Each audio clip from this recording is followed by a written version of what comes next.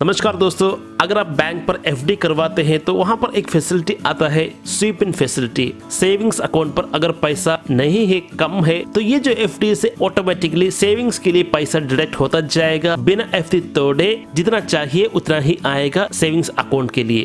तो ये जो फैसिलिटी है स्वीप इन फैसिलिटी, अगर आपका एफडी पर स्वीप इन फैसिलिटी एनेबल्ड है तो यहाँ पर एक क्वेश्चन आता है, कहीं पर आप ऑटो डेबिट का जो फैसिलिटी है उसे भी आप मैंडेट करके रखे हैं। फॉर एग्जांपल अमेज़न का जो मेंबरशिप है ऑटो डेबिट आपने करके रखा है, ये क्रेडिट कार्ड का जो बिल पेमेंट है उसे भी आप अपना सेविंग्स से ऑटो डेबिट करके रखा है। उस समय सेविंग्स पर पैसा नहीं है तो ये जो एफडी से स्वीप इन फैसिलिटी होकर आपका पैसा ईसीएस मैंडेट को जाएगा या नहीं, ये है क्वेश्चन। अगर आपने स्वीप इन फैसिलिटी एनेबल करके रखा है आपका एफडी और सेविंग्स अकाउंट पर, तो डेफिनेटली ये जो स्वीप इन फैसिलिटी से आपका पैसा उस ईसीएस मैंडेट को भी विड्रॉ हो जाएगा। क्योंकि अब देखिए कंबाइंड बैलेंस देखते हैं सेविंग्स अकाउंट पर, सिर्फ सेविंग्स अकाउंट का पैसा नहीं देखते हैं। जो कोई भी एफडी स्वीप इन फैसिलिटी पर अटैच्ड है उन सब का टोटल अमाउंट मिलाकर एक कंबाइंड बैलेंस होता है। ये जो कंबाइंड बैलेंस से ही पैसा विड्रॉ होता है। जब कभी भी आप एटीएम से विड्रॉ करते हैं, अगर कोई भी ईसीएस मैंडेट आपने करके रखा है,